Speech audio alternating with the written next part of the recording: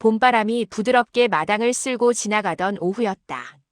박만수와 이복수는 평소처럼 평상에 나란히 앉아 따스한 햇살을 즐기고 있었다. 70세의 만수는 지팡이를 옆에 세워두고 라디오를 듣고 있었고 68세의 복수는 무릎에 놓인 바느질감을 천천히 손질하고 있었다. 은퇴 후 농촌 마을에 정착한 지 벌써 5년째. 두 사람의 삶은 고요하고 평화로웠다. 아침에는 텃밭을 돌보고 점심 후에는 이렇게 마당에서 쉬고 저녁에는 동네 어르신들과 경로당에서 시간을 보내는 게 일상이었다. 젊은 시절 악착같이 살아온 세월을 보상받듯 이제는 아무에게도 방해받지 않고 느리게 시간을 흘려보냈다. 만수는 가끔 손자 얼굴이 보고 싶다는 말을 했지만 아들은 서울에서 바쁘게 일하느라 좀처럼 연락도 뜸했다. 그런데 그날 낯익은 차 한 대가 마을 입구에서 천천히 다가오는 게 보였다. 복순이 먼저 알아챘다. 여보, 저거 우리 아들 차 아니에요. 만수는 라디오를 끄고 눈을 가늘게 떴다. 맞았다. 서울 번호판이 달린 검은색 세단이었다. 차가 멈추더니 아들 박진우가 운전석에서 내렸고 며느리 김수연이 뒷자리에서 아기를 안고 나왔다. 생후 8개월 된 손주 지훈이었다. 어머, 진우야. 왜 말도 없이. 복순이 황급히 일어나 앞치마를 털었다. 만수도 지팡이를 짚고 천천히 일어섰다. 아들은 무표정한 얼굴로 다가왔고 며느리는 아기를 안은 채 피곤한 기색이 역력했다. 아버지, 어머니, 안녕하세요. 진우는 간단히 인사를 건넸고 수연은 고개만 숙였다. 복수는 손주를 보자 얼굴이 환해졌다. 작고 통통한 볼, 까만 눈동자가 할머니를 빤히 쳐다보고 있었다. 어머, 지훈이 이렇게 컸어. 우리 강아지 할머니한테 와봐라. 복순이 손을 내밀었지만 수연은 아기를 바로 내주지 않았다. 대신 진우가 먼저 입을 열었다. 부모님, 사실 오늘 온 건 부탁드릴 게 있어서요. 만수는 벌써 뭔가 불길한 예감이 들었다. 아들의 목소리에는 긴장과 부담이 묻어 있었다. 무슨 일인데? 지훈이를 하루 종일 봐주는 어린이집에 보내려고 알아봤는데요. 비용이 너무 비싸요. 한 달에 100만 원이 넘어요.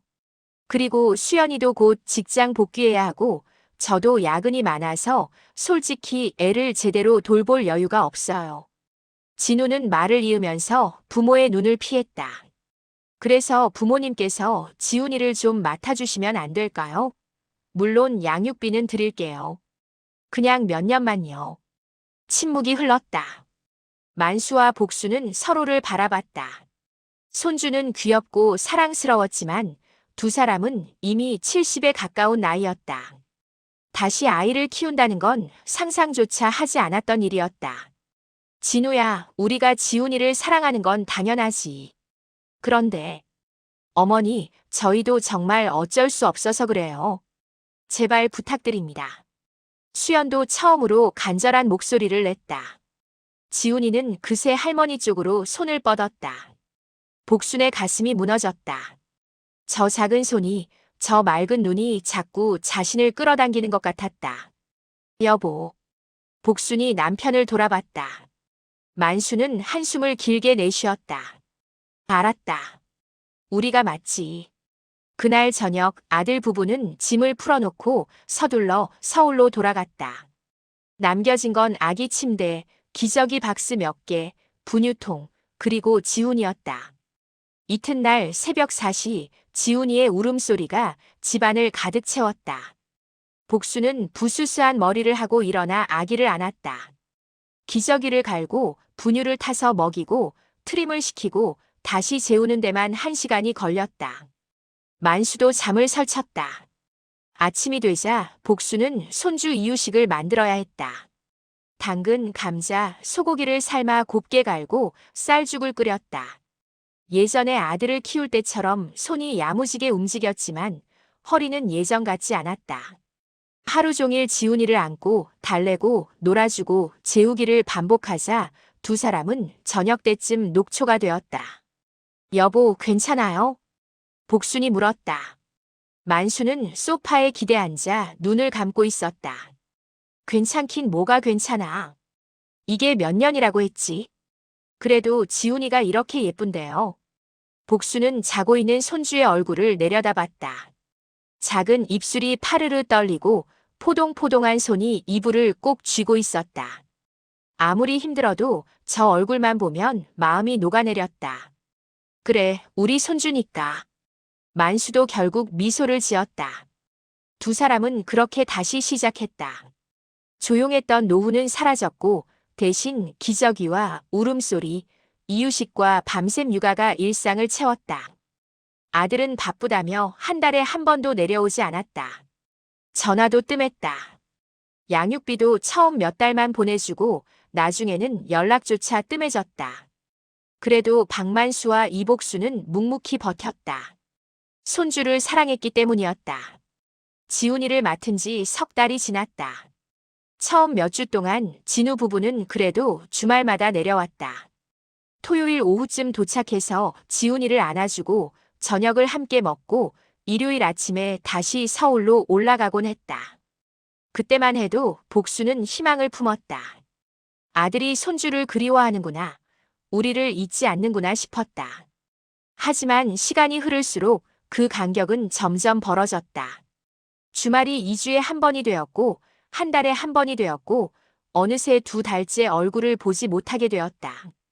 복순이 전화를 걸면 진우는 늘 같은 대답을 했다. 어머니, 요즘 회사에서 프로젝트 때문에 정신이 없어요. 주말에도 출근해야 해서. 그래도 잠깐이라도 얼굴 좀 보자.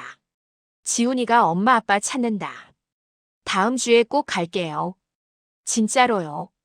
하지만 다음 주는 오지 않았다. 그 다음 주도 그 다음 달도 마찬가지였다.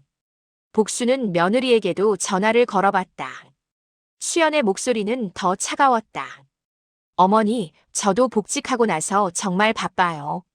야근도 많고 주말에는 쉬어야 하고 이해해 주세요. 이해는 하고 싶었다. 젊은 사람들은 바쁘니까. 일이 많으니까. 복수는 스스로를 타이르며 전화를 끊었다. 하지만 마음 한구석은 허전하고 서운했다. 그러던 어느 날 만수가 복순을 불렀다. 여보, 이것 좀 봐요. 만수는 스마트폰을 들고 있었다. 손주 소식이라도 있나 싶어 복순이 다가갔는데 화면에는 며느리 수연의 SNS가 떠 있었다. 친구 중 한 명이 복순에게 보여주려고 캡처해서 보낸 거였다. 사진 속 수연은 환하게 웃고 있었다. 한 손에는 커피잔을 들고 배경에는 깔끔한 카페 인테리어가 보였다. 글은 이랬다. 오랜만에 친구들이랑 브런치 힐링 타임. 복수는 말없이 화면을 내려 스크롤했다. 지난주에는 골프장 사진이 있었다. 그 전주에는 남편과 함께 찍은 바닷가 여행 사진도 있었다. 웃는 얼굴들, 여유로운 표정들. 바쁘다던 사람들의 모습이 아니었다. 이게 뭐예요? 복순의 목소리가 떨렸다. 만수는 조용히 휴대폰을 내려놓았다. 우리한테 거짓말한 거지. 바쁘다고 했잖아요. 회의 있다고 야근한다고. 그래, 거짓말이야. 복수는 가슴이 무너지는 것 같았다. 아들 부부는 바쁜 게 아니었다. 그냥 오기 싫었던 거였다. 손주를 보러 오는 것보다 친구들을 만나고 골프를 치고 여행을 가는 게 더 중요했던 거였다. 며칠 후 지훈이의 돌잔치가 다가왔다. 복수는 한 달 전부터 준비를 시작했다. 작은 마을 회관을 빌리고 돌상을 직접 꾸미고 떡과 음식을 주문했다. 만수는 친척들에게 일일이 연락했다. 당연히 아들 부부도 올 거라 생각했다. 손주의 첫 돌인데 부모가 안 올 리 없었다. 복수는 며칠 전에 다시 전화를 걸었다. 진우야, 지훈이 돌잔치 날짜 알지? 토요일 오후 1시야. 꼭 와야 해. 아, 네, 알고 있어요. 수연이도 같이 오는 거지. 당연하죠. 지훈이 돌인데요. 복수는 안도했다. 이번엔 올 거라고, 손주의 돌은 놓치지 않을 거라고 믿었다. 하지만 돌잔치 당일 아침 진우에게서 문자가 왔다. 어머니, 죄송해요. 급한 일이 생겨서 못 갈 것 같아요. 지훈이한테 잘해주세요. 나중에 선물 보낼게요. 복수는 휴대폰을 쥔 손이 부들부들 떨렸다. 만수가 그 모습을 보고 물었다. 왜 그래? 안 온대요. 애들이 안 온대요. 뭐? 만수의 목소리가 커졌다. 복수는 눈물을 참으려 했지만 결국 뚝뚝 흘러내렸다. 손주의 돌잔치에 부모가 없다니. 어떻게 이럴 수가 있나? 여보, 우리가 뭘 잘못한 걸까요? 잘못한 거 없어. 만수도 목소리가 갈라졌다. 두 사람은 한참을 말없이 서 있었다. 결국 돌잔치는 열렸다. 친척들과 동네 어르신들이 와서 축하해줬다. 지훈이는 예쁜 한복을 입고 돌상 앞에 앉아 천진하게 웃었다. 사진도 찍고 떡도 돌리고 모든 게 순조로웠다. 하지만 그 어느 사진에도 아빠와 엄마는 없었다. 밤이 되자 집은 다시 조용해졌다. 복수는 설거지를 하다가 주저앉아 울었다. 만수는 텃밭으로 나가 괭이질을 했다. 말없이 거칠게 힘껏 땅을 팠다. 화가 났지만 누구에게 화를 내야 할지 몰랐다. 며느리 수연은 그 주말에도 친정에 다녀왔다. SNS에는 친정 부모님과 찍은 사진이 올라와 있었다. 환하게 웃는 얼굴이었다. 시댁에는 2달째 안 오면서 친정에는 한 달에 2~3번씩 가는 며느리였다. 복수는 더 이상 전화를 걸지 않았다. 만수도 아들에게 연락하지 않았다. 두 사람은 그저 지훈이를 키웠다. 손주는 하루가 다르게 자랐다. 걷기 시작했고 옹알이를 했고 할머니를 보며 웃었다. 하지만 아빠와 엄마는 점점 멀어져 갔다. 잊혀져 갔다. 마치 손주를 맡긴 순간 부모 역할도 함께 맡긴 것처럼. 지훈이가 3살이 되던 해봄이었다. 복순과 만수는 그동안 손주를 키우며 많은 걸 포기했다. 경로당 모임도 나가지 못했고 친구들과의 여행도 미뤘고 자신들을 위한 시간은 하나도 없었다. 새벽 6시에 일어나 지훈이 밥을 챙기고 유치원에 데려다주고 데리고 오고 씻기고 재우기를 반복하는 게 일상이었다. 하지만 지훈이는 건강하게 자랐다. 밝고 명랑한 아이가 되었다. 할머니를 보면 까르르 웃었고 할아버지 손을 잡고 산책을 나갔다. 두 사람은 힘들었지만 행복했다. 이 아이가 있어서, 이 웃음소리가 있어서 버틸 수 있었다. 그런데 어느 화창한 토요일 오후 뜻밖의 전화가 왔다. 진우였다. 어머니, 오늘 저녁에 내려갈게요. 수연이랑 같이요. 어머, 정말? 오랜만이다. 저녁 뭐 해줄까? 아니요, 밥은 괜찮아요. 그냥 할 얘기가 좀 있어서요. 복수는 가슴이 두근거렸다. 좋은 얘기일까, 나쁜 얘기일까? 아들의 목소리가 평소와 달리 무거웠다. 저녁 7시쯤 진우 부부가 도착했다. 지훈이는 엄마 아빠를 보고 처음엔 낯설어했지만 이내 달려가 안겼다. 수연은 아이를 안고 간단히 뽀뽀를 해줬지만 표정은 어딘가 차가웠다. 진우도 마찬가지였다. 밥상을 차리려던 복순을 진우가 말렸다. 어머니, 밥은 나중에 먹어도 돼요. 먼저 얘기 좀 할게요. 네 사람은 거실에 둘러앉았다. 지훈이는 엄마 무릎에 앉아 장난감을 만지작거렸다. 진우가 먼저 입을 열었다. 어머니, 아버지 그동안 정말 고생 많으셨어요. 지훈이 키워주셔서 감사합니다. 만수는 고개를 끄덕였다. 복수는 웃으며 대답했다. 무슨 소리니? 우리 손주인데 당연한 거지. 근데요. 진우가 잠시 말을 멈췄다. 수연이 그를 쳐다봤고 진우는 다시 말을 이었다. 이제 지훈이를 다시 데리고 가려고요. 순간 복순의 손이 멈췄다. 만수도 숨을 멈춘 듯 굳어졌다. 예상은 했지만 막상 그 말을 들으니 가슴이 무너져 내렸다. 그래, 그래야지. 복수는 애써 웃음을 지었다. 부모 밑에서 크는 게 맞지. 우리도 알아. 언젠가는 보내야 한다는 거. 감사합니다, 어머니. 진우는 안도하는 표정을 지었다. 하지만 그때 수연이 입을 열었다. 근데 솔직히 말씀드리면요. 수연의 목소리는 날카로웠다. 애버릇을 너무 잘못 들여놓으셨어요. 공기가 얼어붙었다. 복수는 귀를 의심했다. 수연은 아랑곳하지 않고 말을 이었다. 지훈이가 떼쓰는 버릇이 생겼더라고요. 뭘 달라고 하면 무조건 들어주셨나 봐요. 그리고 밥도 제대로 안 먹고 과자만 찾고 저희가 다시 교육시키려면 정말 힘들겠어요. 복수는 얼굴이 하얗게 질렸다.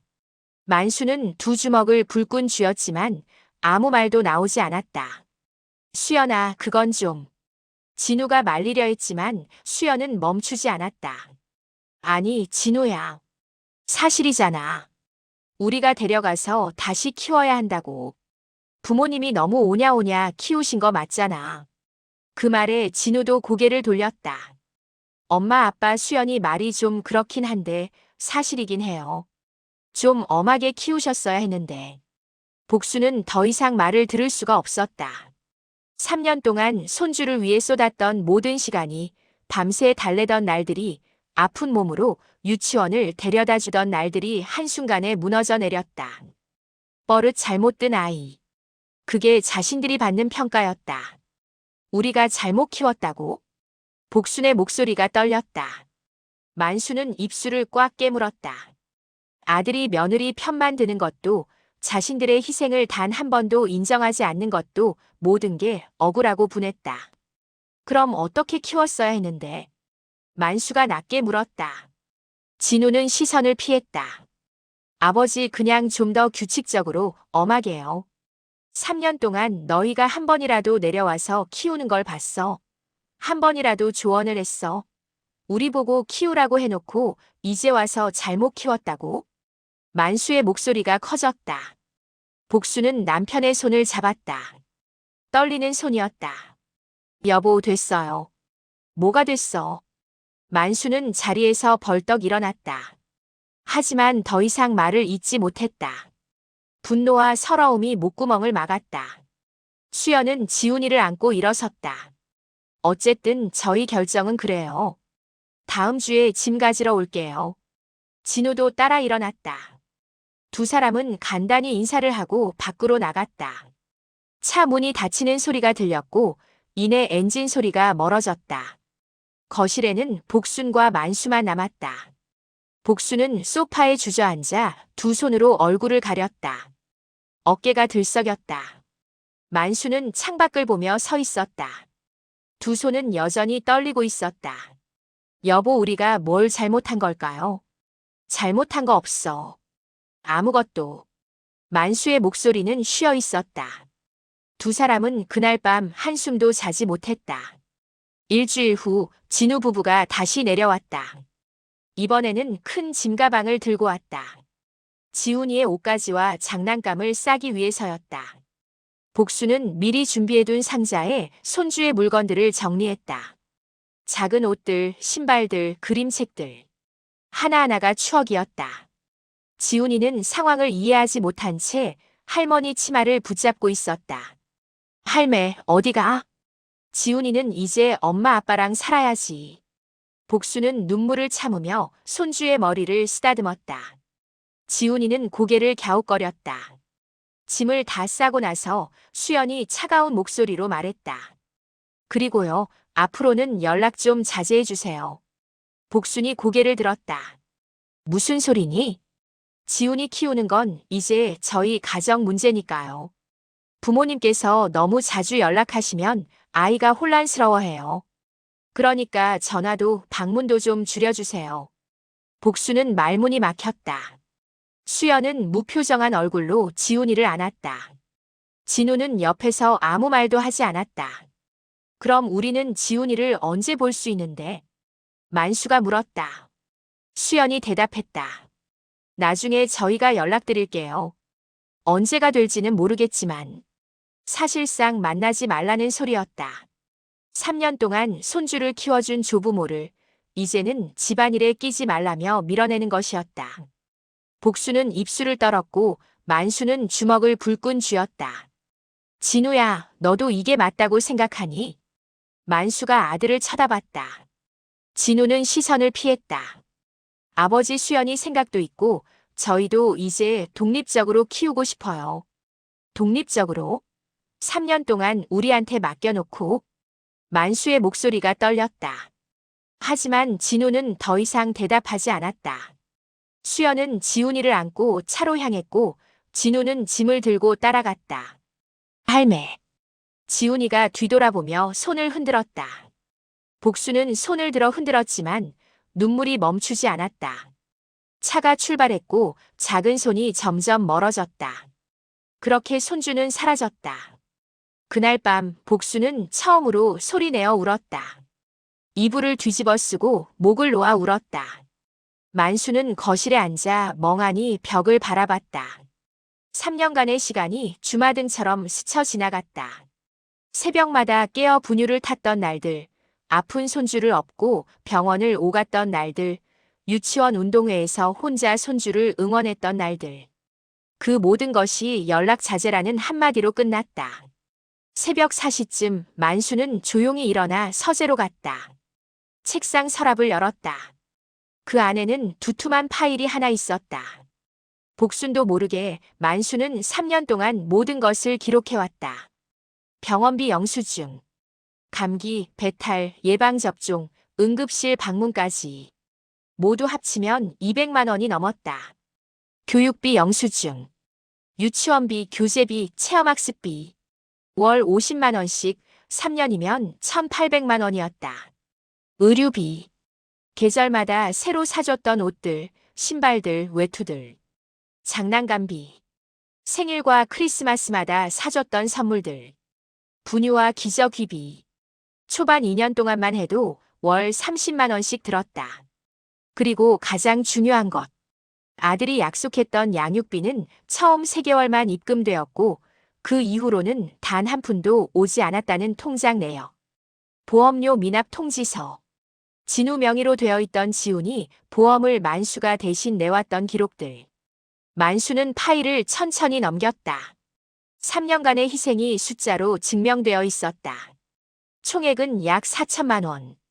그리고 무엇보다 두 노인이 쏟았던 시간과 건강은 돈으로 환산할 수조차 없었다. 아침이 되자 만수는 복순에게 파일을 보여줬다. 여보, 이거 봐요. 복수는 눈이 퉁퉁 부은 얼굴로 파일을 받아들었다. 한 장 한 장 넘기다가 그녀도 멈췄다. 이걸 언제 다 정리했어요? 조금씩 모아뒀어. 혹시 몰라서. 이제 이걸로 뭘 하려고요? 만수는 잠시 침묵했다. 그리고 천천히 입을 열었다. 법률 상담 받으러 갈 거야. 법률 상담. 우리가 쓴 비용, 돌봐준 시간 전부 청구할 거야. 손주 양육비 청구 제도가 있어. 조부모가 손자를 대신 키운 경우 부모에게 비용을 청구할 수 있어. 복수는 놀라서 남편을 바라봤다. 그게 가능해요? 가능해. 내가 알아봤어. 며칠 후 두 사람은 법률사무소를 찾았다. 변호사는 파일을 꼼꼼히 검토했다. 증거가 완벽하네요. 양육비 청구와 돌봄 비용 보전 둘 다 가능합니다. 소송 준비하시죠.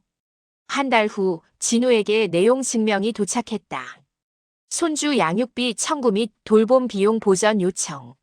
총액 4천만 원과 정신적 피해 보상 요구. 진우는 전화를 걸었다. 목소리는 당황과 분노로 떨리고 있었다. 아버지, 이게 무슨 짓이에요? 무슨 짓이긴. 우리가 쓴 돈 돌려받는 거지. 부모가 자식한테 이럴 수 있어요. 만수는 차갑게 대답했다. 우린 부모였지. 너희는 부모가 아니었다. 뭐라고요? 3년 동안 손주를 키운 건 우리야. 너희는 부모 노릇 한 번도 안 했어. 이제 와서 부모 행세하지 마. 진우는 말문이 막혔다. 수연이 전화를 빼앗았다. 아버님, 이건 너무하시는 거 아니에요. 너무한 건 너희야. 우리 희생은 당연하게 여기고 이제 와서 버릇 잘못 들였다고 했지. 연락 자제하라고 했지. 그게 너무한 거 아니니? 수연은 할 말을 잃었다. 만수는 전화를 끊었다. 복순이 조용히 물었다. 여보, 이제 우리 삶 살자는 거죠? 그래. 이제 우리 삶 살자. 두 사람은 서로를 바라보며 고개를 끄덕였다. 3년간의 희생은 끝났다. 이제는 되찾을 시간이었다. 소송은 6개월이 걸렸다. 법정에서 진우 부부는 변명을 늘어놓았다. 바쁜 직장 생활, 경제적 어려움, 부모님께서 자발적으로 도와주신 것이라는 주장. 하지만 만수가 제출한 증거는 명확했다. 3년간의 영수증, 통장 내역, 문자 메시지 기록, 그리고 SNS 캡처까지. 판사는 서류를 꼼꼼히 검토했다. 증인으로 나온 동네 이웃들도 증언했다. 노부부가 얼마나 손주를 헌신적으로 키웠는지, 아들 부부는 얼마나 방문을 하지 않았는지. 모든 것이 기록되고 증명되었다. 최종 판결이 내려지던 날 법정은 숙연했다. 판사가 판결문을 낭독했다. 피고 박진우, 김수연은 원고 박만수, 이복순에게 3년간의 실질적 양육 기여에 대한 비용 보전으로 금 3,500만 원을 지급하라. 또한 정신적 피해에 대한 손해배상금으로 금 500만 원을 지급하라. 진우는 고개를 떨구었다. 수연은 입술을 깨물었다. 만수와 복수는 표정 변화 없이 판결을 들었다. 승소였다. 하지만 기쁘지는 않았다. 돈을 돌려받는다고 해서 3년간의 상처가 치유되는 건 아니었으니까. 법정을 나서는 복순에게 진우가 다가왔다. 어머니. 복수는 걸음을 멈췄다. 진우는 떨리는 목소리로 말했다. 죄송해요. 정말 저희가 잘못했어요. 다시 시작할 수 없을까요? 관계를 회복하고 싶어요. 복수는 아들을 바라봤다. 한때는 가장 사랑했던 아들. 그 아들이 이제는 낯설었다. 복수는 고개를 저었다. 진우야. 내 어머니. 마음은 이미 떠났다. 진우는 얼어붙었다. 복수는 천천히 말을 이었다. 너희가 우리를 버렸을 때 우리 마음도 떠났어. 돈은 돌려받지만 관계는 돌아오지 않아. 그게 내가 선택한 결과야. 어머니. 이제 우리 각자 살자. 너희는 너희 가족대로, 우리는 우리 인생대로. 복수는 더 이상 말을 잇지 않고 만수의 손을 잡았다. 두 사람은 법원을 나섰다. 뒤돌아보지 않았다. 한 달 후 복순과 만수는 여행짐을 쌌다. 제주도로 가는 비행기 표를 끊었다. 3년 동안 미뤄뒀던 여행이었다. 손주를 키우느라 한 번도 멀리 나가보지 못했던 두 사람이었다. 공항에서 복순이 말했다. 여보, 정말 괜찮아요? 지훈이 생각 안 나요? 만수는 고개를 저었다. 생각은 나지. 그래도 이제 우리 삶이 먼저야. 우리가 희생만 하고 살 순 없어. 그래요. 이제부터는 우리만을 위해 살아요. 제주도 바다는 푸르고 넓었다. 두 사람은 해변을 천천히 걸었다. 파도 소리가 발밑에서 부서졌다. 만수는 복순의 손을 꼭 잡았다. 여보, 우리 앞으로 더 많이 여행 다녀요. 좋아요. 경주도 가고, 강릉도 가고, 부산도 가요. 그래, 다 가자. 우리 이제 자유야. 복수는 웃었다. 오랜만에 진심으로 웃는 얼굴이었다. 만수도 따라 웃었다. 두 사람은 바다를 바라보며 손을 맞잡았다. 석양이 수평선 너머로 지고 있었다. 그 무렵 진우 부부는 지훈이를 키우느라 정신이 없었다. 아이는 낯선 환경에 적응하지 못하고 매일 울었다. 할머니를 찾았고 할아버지를 찾았다. 진우는 아이를 달래다가 문득 깨달았다. 자신들이 얼마나 큰 것을 잃었는지. 하지만 이미 늦었다. 부모님은 전화를 받지 않았다. 문자도 답장이 없었다. 관계는 끊어졌고 다리는 무너졌다. 진우는 후회했지만 시간은 되돌릴 수 없었다.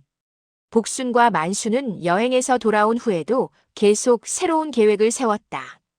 경로당 모임에 나가고 오랜 친구들을 만나고 취미 생활을 시작했다. 만수는 사진을 배우기 시작했고 복수는 수채화를 그리기 시작했다. 어느 가을날 두 사람은 단풍이 물든 산을 올랐다. 정상에 올라 도시락을 먹으며 복순이 말했다. 여보, 우리 잘 살고 있는 거 맞죠? 맞아. 이제야 제대로 사는 거야. 가끔 지훈이 생각은 나요. 나도 그래. 근데 그건 우리 잘못이 아니야. 알아요. 이제는 미련 없어요. 복수는 단풍잎 하나를 집어들었다. 붉게 물든 잎이 바람에 흔들렸다. 가족이란 게 뭘까요? 만수는 잠시 생각했다. 피가 아니야. 서로에게 남은 책임과 존중이지. 그게 없으면 가족도 아니야. 맞아요.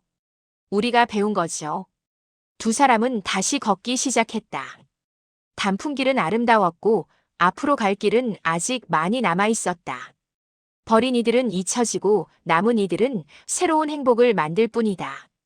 복순과 만수는 그렇게 자신들만의 인생을 되찾았다. 희생의 시간은 끝났고 이제는 자유의 시간이었다. 두 사람은 서로의 손을 잡고 앞을 향해 걸어갔다. 그들의 얼굴에는 평화로운 미소가 피어 있었다. 가족이란 피가 아니라 서로에게 남은 책임과 존중으로 완성된다. 그것이 두 노부부가 평생을 살며 깨달은 진실이었다.